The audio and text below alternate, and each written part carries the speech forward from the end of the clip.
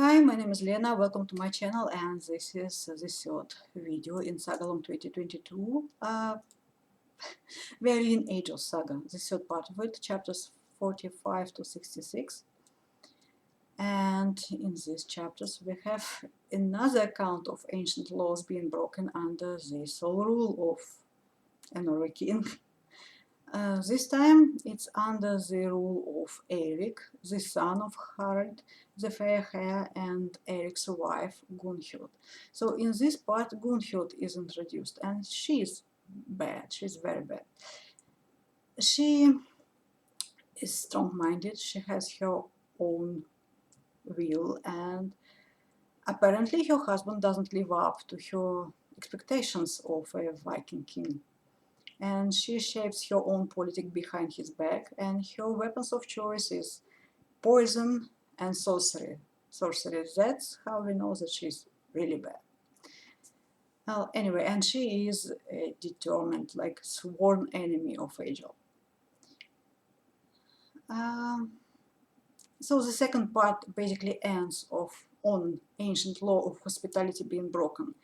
Egil, at this feast in the house, he drinks and eats, and his host Bard and Queen Gunhild, they try to poison him, and eventually he kills Bard. So the ancient law of hospitality is broken, in my opinion. We know stories about Vikings that couldn't stand each other, but they had to spend a winter under one roof of some host, and they had to put up with each other, and they would kill one another as soon as they leave the place in spring. But they had to put up with each other while under the roof of their host, because they couldn't break these ancient laws of hospitality. They couldn't dishonor their host in such a way, so they couldn't fight under his roof and spill blood under his roof. So, and I think this law of hospitality was kind of common, universal for any ancient culture I know of. And by the way, it was a very strong impression while reading Haji Murat by Tolstoy. This juxtaposition of ancient noble world and new empire world. This new world where those ancient laws were no longer valid, were no longer honored, where one's career and one's position were more important to one than one's honor. So this Haji Murat made very strong impression on me because of that. So ancient law of hospitality is broken in this saga. Then we see courts dismissed by King Erik and his wife Gunhild and his wife's family. So basically Egil has a claim on his wife's inheritance, on half of your father's fortune that was seized by his father-in-law, by his brother-in-law, sorry. But not only didn't he get this inheritance because the court was dismissed, but he was named an outlaw in Norway, so anybody in Norway could kill him and doesn't suffer consequences. And the thing about Egil, if you cross him in any way, you will probably end up dead. So what Egil does, he kills his brother-in-law and lots of brothers of his brother-in-law, lots of relatives. And then, to have his revenge on Gunhild, he kills her and Erik's son, a 10-year-old boy. So Egil is not a likable character. And to top it all up, there is a lot of burnings going on in these three parts of the saga, which was kind of disturbing for me. You know, in Jarl Saga, which takes place in Iceland, and I believe there was no king at the time in Iceland, I'm sorry, I have a very bad memory. So, in this Njal saga, the burning of Njal and his warriors, his sons, in their household was such a terrible crime that it caused such an unrest in the country that it almost split the country in half. So it was a terrible, terrible crime. And the story builds up to it. First, we are showed another terrible crime, a, a killing of an innocent man by his foster brothers, people who ought to protect him. So we are showed this terrible crime first. So the story builds up to this burning, and this burning is a terrible, terrible crime. And in Egil saga, in this time of unrest, in this under this one sole king of Norway, these burnings are kind of common. Well, they happen mostly before there is a sole king of Norway, in the fight for the kingdom. But anyway, those burnings are kind of happen often, and they have a political vibe to them. Well, how Vikings operate, in my opinion.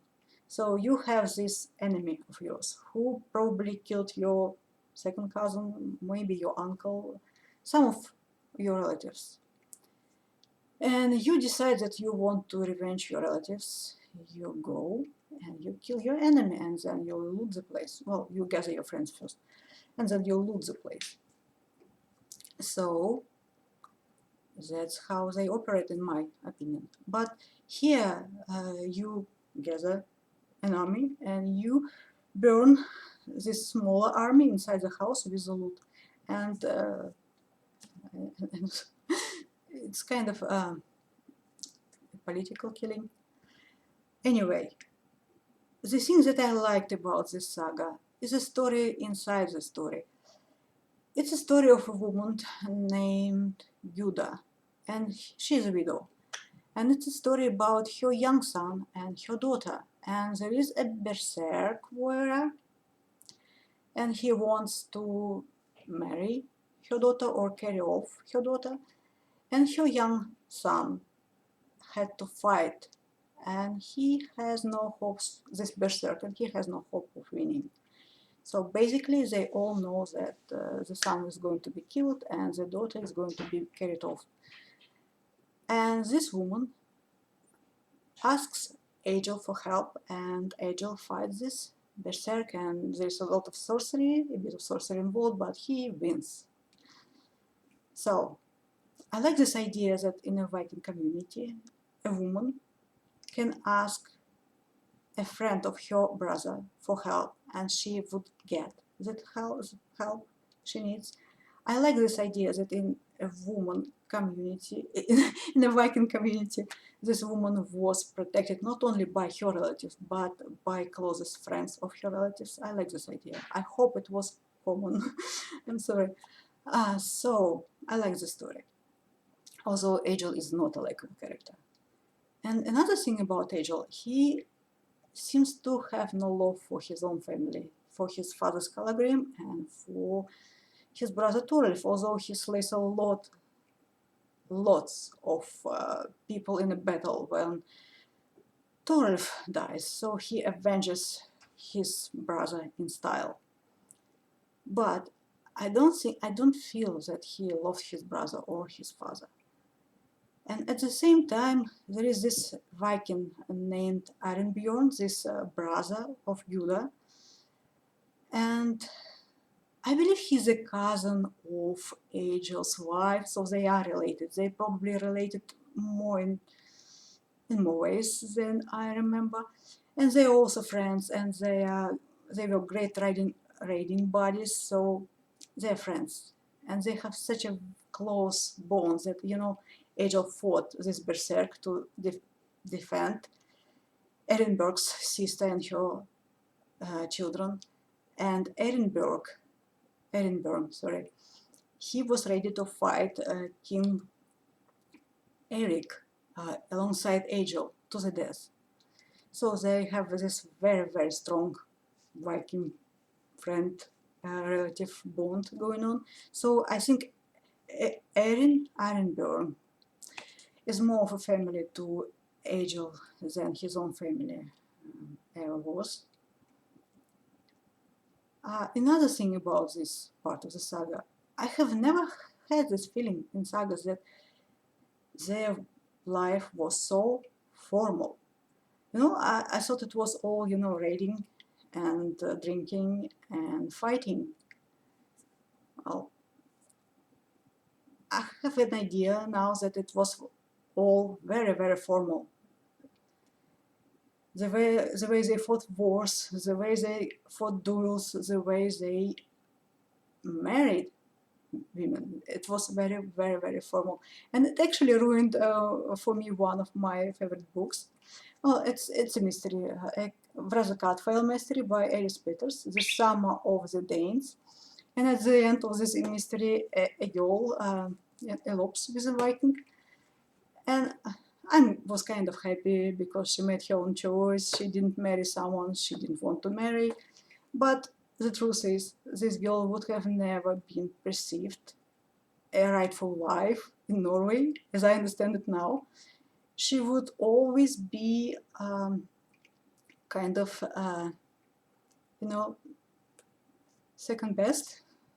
I don't know, not a prime material. She would have been perceived like almost an ex-slave, something like that.